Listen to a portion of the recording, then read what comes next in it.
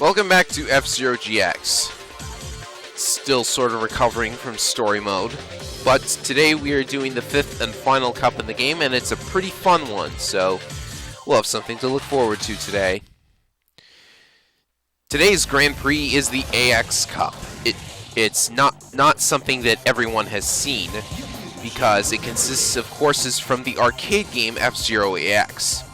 AX was released around the same time as GX, and it had 6 new courses and 10 new characters.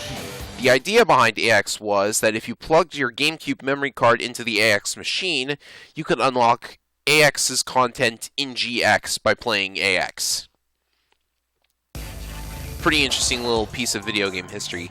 F-Zero AX plays pretty much just like GX, same graphics and everything, I think, except AX had this steering wheel and gas pedal like typical arcade racers. It was pretty fun to play, especially considering the seat that you sat in would move around as your machine darted around turns and stuff. Pretty exciting.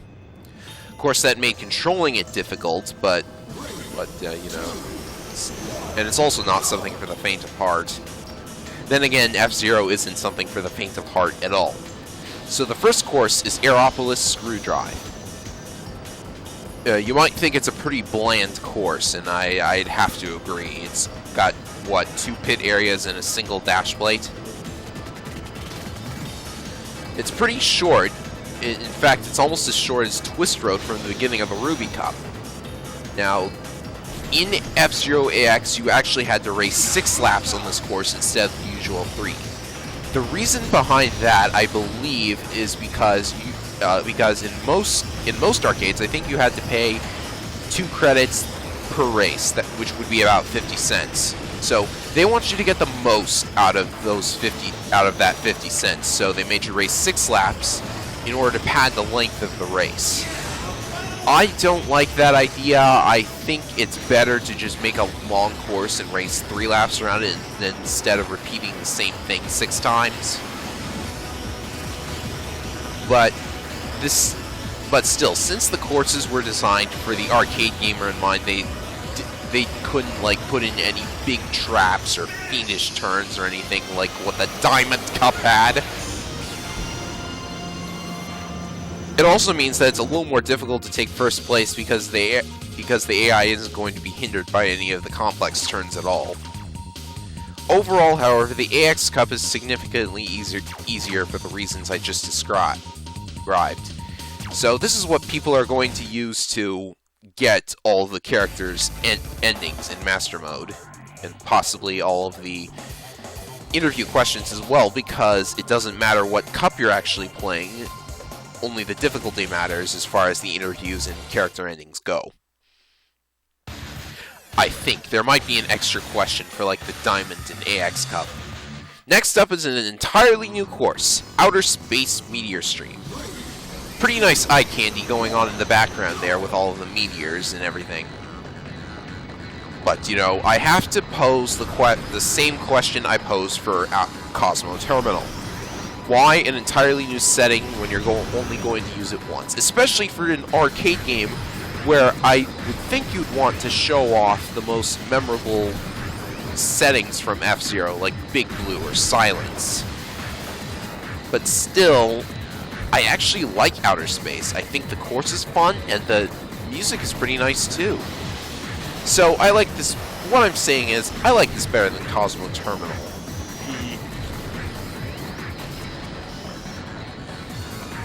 Still, it's got a couple faults to it. Like that path split earlier, I'll bring it up again when we get back to it. This indoor tunnel with the ice is pretty nice. And, but then there's that jump right there. If you boost there, you're going to go flying, and that'll slow you down just a tad. But, a word about the path split coming up. Watch this. I'm going into the left path, and I was in first place when I went in. I'm boosting like crazy, yet when I come out, I'm in 6th place? What happened there? Well, it turns out that the right path is shorter than the left path. The left path may have a pit area, and gotta watch myself there. The left path may have a pit area, but does that but that's not going to get you out faster than you would if you'd taken the right path with the dash blades.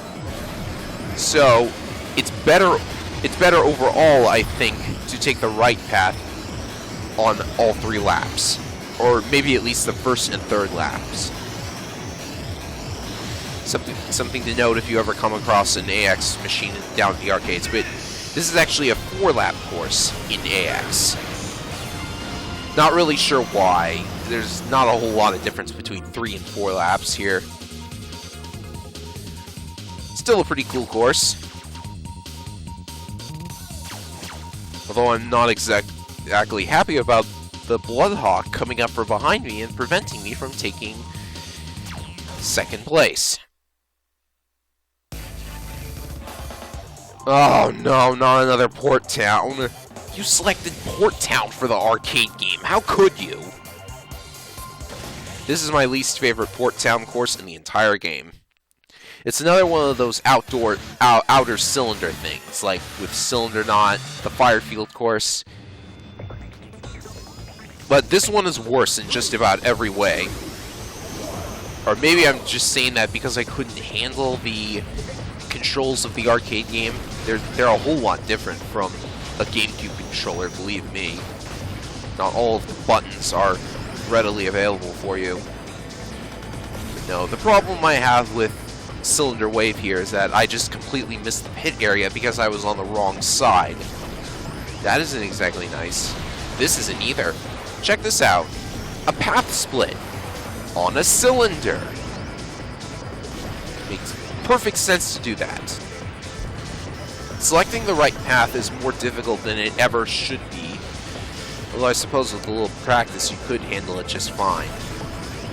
As usual, left side on the first lap and right side on the next 2 laps.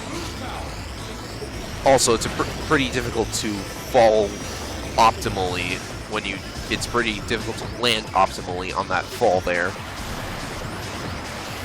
You're also going to see me spin around the cylinder uncontrollably later in this lap, try to avoid that.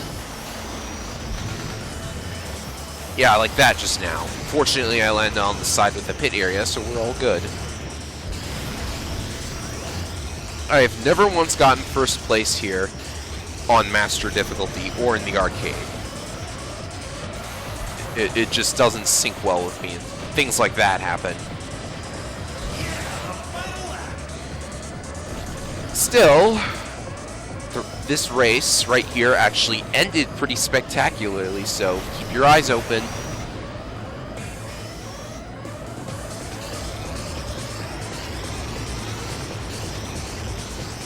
Also worth noting that if you ever time attack this course, just go ahead and boost as much as you like, because there's nothing to collide with in time attack mode. No guardrails, no enemy racers. Probably thinking that already. And when the computer decides to... Oh, I got hit in midair and I almost fell off entirely, but I was saved by the finish line itself. How do you like that? One of the most epic finishes I have ever attempted. And look at my max speed, 2006. Probably from that fall. And at this point, the entire Grand Prix is pretty much guaranteed because the Pink Spider will never catch up to me in points. Next up is my favorite lightning course in the game. I couldn't tell you why it's my favorite. It's got a lot of pit areas, it's got a lot of dash plates, and some pretty technical turns. Thing is, though, that's pretty much it. I don't really have much to say about this because it's so basic. Again, I have to say that it's basic because it was designed for the arcade gamer in mind. Though this was listed as a hard difficulty course, its difficulty stars are pretty high. Of course, those difficulty stars have a tendency to be inaccurate. If the Emerald Cup was anything to go by, Diamond Cup. So, while absolutely nothing I can talk about is happening, let's talk about the machine I'm using. It is called the Bahamut. it's a custom vehicle. However, it is made out of custom vehicle parts that cannot actually be accessed through any means, barring cheat devices. That's right. There are parts that are on the disc. They are perfectly usable if you cheat to get them, but you can't unlock them in any method. Nothing you do in story mode will unlock them. Nothing you do with AX will unlock them. So why are they there? Well, I believe it is possible to unlock them if you're in Japan and have access to one of the special license cards that they had for AX. If you had one of the special license cards, then you could unlock the Bahamut's parts and presumably the other unused parts. Of course, this is all in Japan and there's not a whole lot of information about it either, so I might be wrong here. Another reason I'm using the Bahamut specifically is because, and I found this out recently during the making of this LP, the Bahamut is, as a matter of fact, on the GX disc as well. It's like a default custom machine, basically. And I will show you a clip of me using this machine in that fashion later, or at least I'll show you that it can be accessed with a specific cheat. In the meantime, though, I'm blowing people up and people are falling off the course.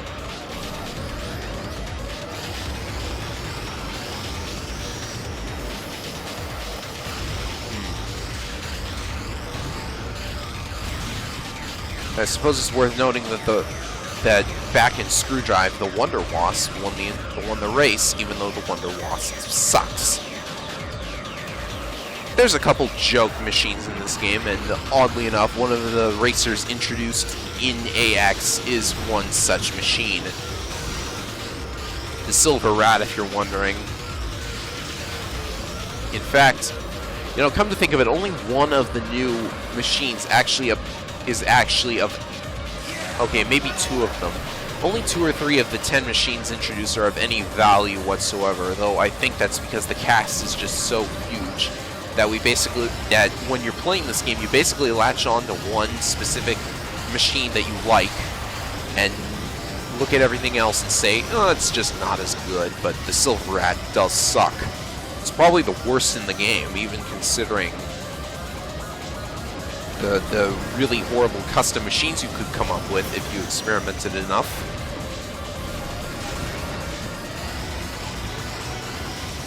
Are we almost done with Lightning?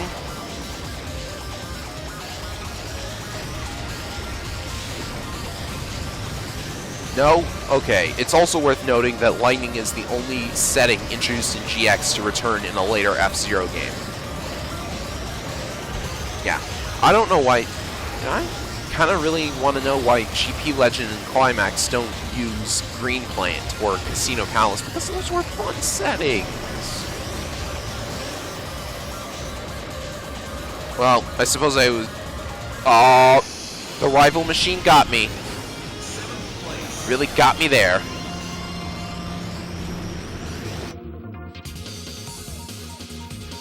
Of course, it's not going to matter in the long run because how far ahead am I?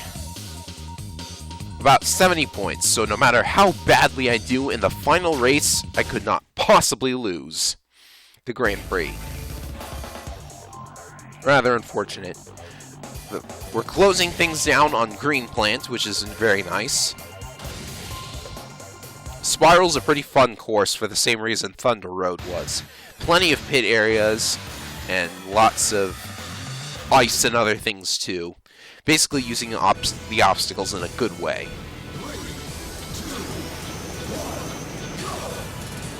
Now, I wasn't really paying attention myself earlier, but you might have noticed that there were these little checkpoints throughout the course. Like these little signs that read checkpoint. Those are only used in AX.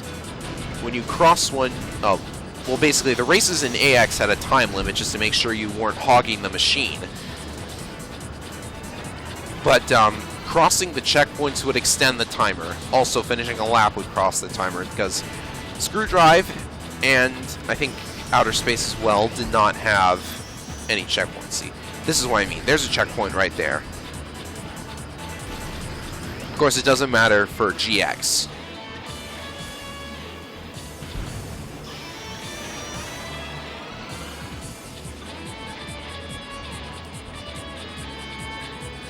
Might as well listen to the cool music while I have the chance.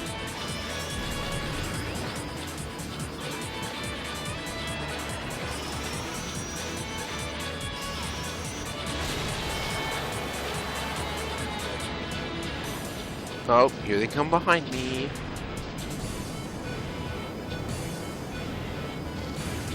This section right here, funny story, I actually have a replay saved on my memory card. I might, I have actually another video of it on my channel, so I'll link to that if I get the chance. It is a replay of me playing with a fat shark, another machine in the game, and I actually go off the ramp there in that section I started talking about this in. I go off the ramp and then I land back on the course. So, like, it was a pretty weird, it was just a weird thing that happened. Oh wow, did I hit somebody? Huh.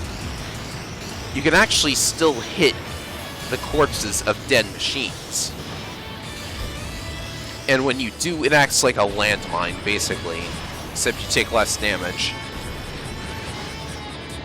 They're pretty small, so hitting them is not a big issue. You don't have to take great pains to avoid them, but still.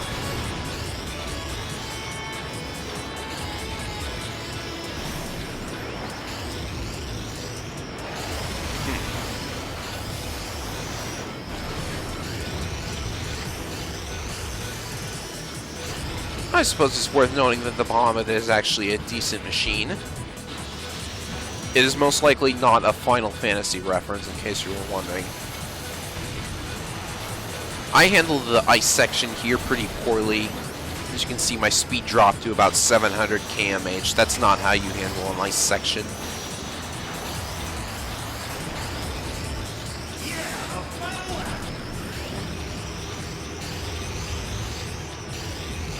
It's the last time I'm going to hear the announcer say that.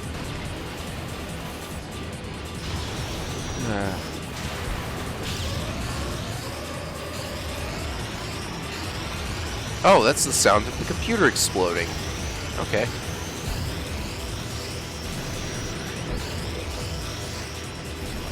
I remember when I went out to the arcade to play AX again and I raced this course.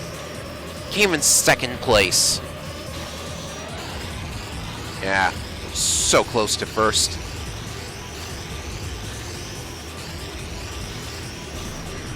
And of course, you know how when you watch other people play and they're sucking so bad and you think, I can do so much better.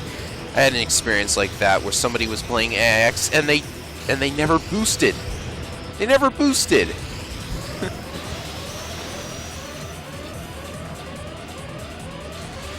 It's like, come on, don't you read the instructions? Don't you know how to boost?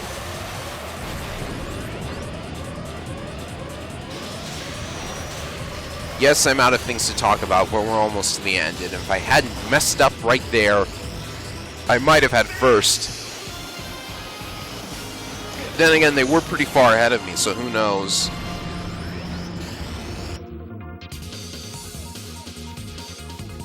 That'll be the end of GX forever. I will never have a reason to play this ever again, not that I need one.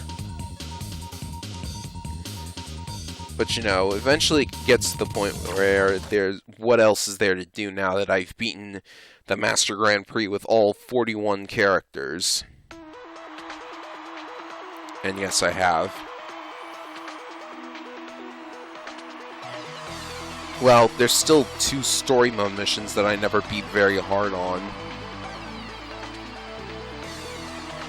No, I don't think I'm going to bother with those.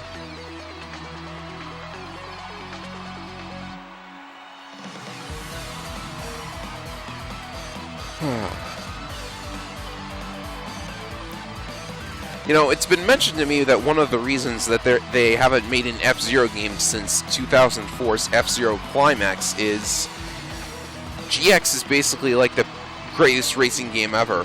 Where do we go from that? What do we do to make this even better? Course editor. But since an F-Zero minigame appears in the recent released Nintendo Land, there's hope! There might be hope.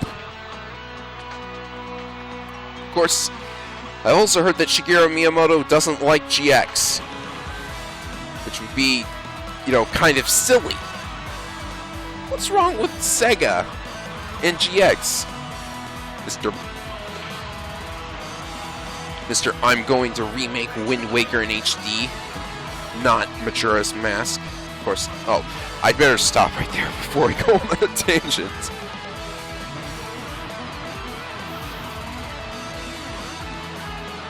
Why did I sit at the screen for a good minute? Alright. Now let's watch Phoenix's ending video. I'm the hero in the F-Zero. No.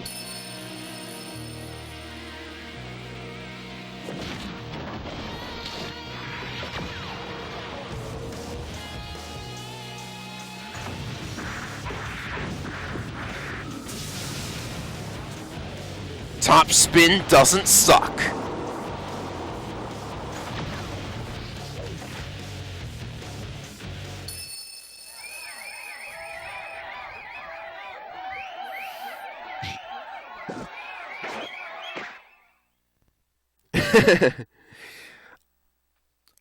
Alright, now you might be thinking, wait, you only played 5 courses. F-Zero AX has 6 courses. Well, here I am going to play the final AX course, but there's a bit of a twist to it. Wait for it. Pretty normal title screen, right? Unit explanation. Excuse me, what is this? Well, as it turns out, all of F-Zero AX's assets, including that screen and the mode select screen from AX, are all on the GX disc. Yes, you could, with a simple cheat code, you could play F-Zero AX on your GameCube/Wii. It's a little glitchy because, as you just saw, I selected Mute City and the announcer goes, Green Plant! But it is more or less just like AX, except you don't have that butt-kicking seat that you sit in with the steering wheel and everything. And as you just saw, the Bahamut was a selectable machine there for whatever reason. And I have the Fat Shark selected, and it gave me the green color palette instead of the blue one. But I did not know that you could use the C-stick to change colors there.